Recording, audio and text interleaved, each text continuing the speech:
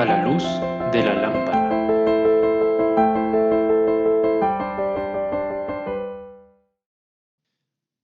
Hola y muy bienvenidos sean todos a un nuevo programa de A la luz de la lámpara. Hoy seguiremos con nuestro recorrido por los viajes del apóstol Pablo en su segundo viaje misionero y hoy nos toca tratar casi las últimas ciudades que recorrió en su primer viaje, en este caso la ciudad de Berea, la famosa ciudad de Berea, recordado por todos los cristianos tal vez, que se suele citar mucho este versículo en cuanto a la pulcritud, al estudio, a la rectitud de estos hermanos, de estos primeros cristianos en la ciudad de Berea. Entonces, iremos haciendo ese pequeño recorrido que hacemos siempre, conoceremos un poquito acerca de la ciudad y veremos qué ocurrió con nuestros hermanos, los apóstoles, en ese recorrido por la ciudad de Berea. Entonces hoy se la conoce a Berea como Berria y tiene alrededor de unos 40.000 habitantes. Estuvo poblada de manera ininterrumpida desde la antigüedad, algo bastante particular porque no suele ocurrir en todas las ciudades, como que suelen estar bajo asedio o son destruidas por diferentes guerras, entonces se abandonan y posteriormente por ahí vuelven otra vez las personas a habitar. Por eso es llamativo que estuvo que ininterrumpidamente estuvo habitada esta ciudad. No se sabe exactamente cuándo fue fundada, pero hay escritos que la nombran que data desde el 430 a.C., ¿sí? Y su nombre se cree que procede de Veres, un dios griego muy antiguo. Fue próspera desde épocas muy antiguas, ayudadas por la dinastía argéada, la misma a la que pertenecía Alejandro Magno. Y este mismo Alejandro hizo que de esta ciudad la segunda importancia en su reino. Su ciudad más importante siempre fue Pela, ¿no? Y posteriormente, a la muerte de Alejandro, la ciudad creció aún más todavía durante la dinastía Antigónida, llegando incluso a emitir su propia moneda y a realizar juegos en honor a Alejandro. O sea, le caía muy bien el emperador Alejandro. Berea cayó ante el Imperio Romano en el año 168 a.C. y Diocleciano la hizo famosa. Allí había muchos judíos que recibieron al apóstol de muy buen grado. En la época bizantina, Berea siguió creciendo y la gran cantidad de iglesias bizantinas dan testimonio de ello. Al llegar el siglo VII, fue atacada por varias tribus y así durante los siguientes 700 años hasta que llegaron los otomanos. En el siglo XVII los otomanos la hicieron una ciudad muy tranquila, productora de arroz, y allí vivían en paz otomanos, griegos y judíos. El comercio fue el centro de una ciudad como centro de formación, con universidades y escuelas, o sea, una ciudad muy interesante durante el siglo XVIII. Ya en el siglo XX, los griegos se sublevaron contra los otomanos, logrando su independencia en 1912, y durante la Segunda Guerra Mundial estuvo ocupada por los nazis entre los años 41 y el 44, aunque la resistencia fue parte de una gran cantidad de actividades de saboteo. Durante la década de los 80 y 90, la ciudad fue célebre por su actividad agrícola, llegando a toda Europa, Asia e incluso los Estados Unidos. Entonces, ahora vamos a leer, comenzando así el recorrido por lo que hizo el apóstol Pablo con sus amigos por allá. Entonces, vamos a leer Hechos capítulo 17, de donde nos quedamos la vez anterior. 17, versículo 10. Inmediatamente los hermanos enviaron de noche a Pablo y a Silas hasta Berea, y ellos, habiendo llegado, entraron en la sinagoga de los judíos.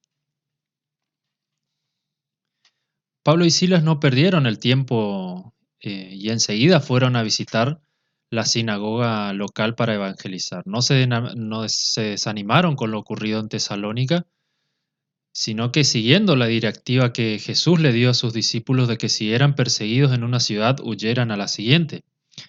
Lucas destaca la solicitud y hospitalidad de los de Berea por haber aceptado el Evangelio con tan grande amor, ¿no?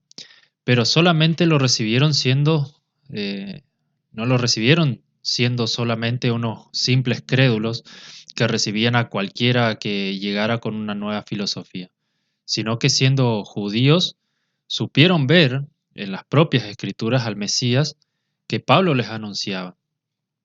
Y esto, lo más probable es que haya sido un don de Dios, porque tanto los de Tesalónica como los de otros lugares por donde pasó Pablo, y llegando a los judíos de la actualidad, que leyendo sus propios escritos no pueden ver al Mesías en ellos.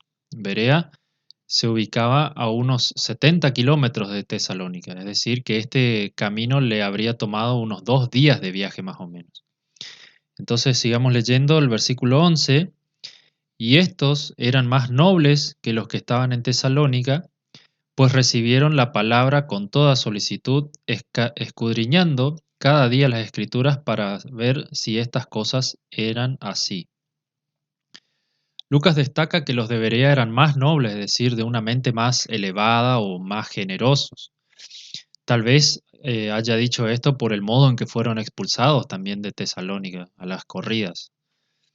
No sabemos cuántos días estuvieron los apóstoles allí, pero al leer las palabras escudriñando cada día las escrituras, podemos aventurarnos a decir que al menos una semana o algunos meses, seguramente fueron unos cuantos meses. Creer en el Evangelio no suele caer del cielo así como así, y más aún siendo como son los judíos, aunque puedo equivocarme. Sigamos el versículo 12. Así que creyeron muchos de ellos y mujeres griegas de distinción y no pocos hombres. Junto a la población judía de Berea se habían unido hombres y mujeres gentiles, necesarios también para el crecimiento de la nueva iglesia local. No sabemos si Pablo volvió a visitar Berea en alguna posterior ocasión. Sus epístolas no dan testimonio, tampoco lo dice la historia secular, ni algún otro padre de la iglesia, que tal vez ellos solían escribir de las cosas que hizo Pablo o que le hicieron los distintos apóstoles, pero ellos no nos dicen nada. Aunque estoy seguro de que tenía un lugar especial en el corazón de Pablo la localidad de Berea por haber abrazado el cristianismo tan grandemente, ¿no? Así con los brazos abiertos ha llegado el cristianismo a ellos. Y es posible que Sópater se haya convertido en esta oportunidad, un cristiano que nos nombra más adelante. Y el versículo 13, cuando los judíos de Tesalónica supieron que también en Berea era anunciada la palabra de Dios por Pablo, fueron allá y también alborotaron a las multitudes.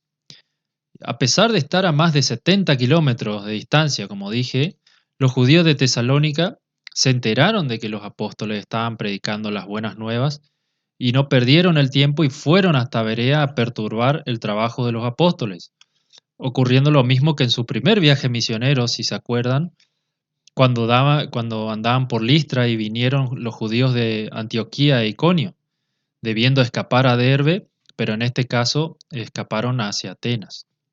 Entonces ellos se tomaban ese trabajo de no solamente expulsar de su propio pueblo, sino que se iban hasta otros pueblos. Su odio era tan grande contra el cristianismo que se tomaban la molestia de ir hasta otros pueblos para correr a esas herejías, como seguramente lo llamaban ellos, ¿no? Seguimos leyendo el versículo 14.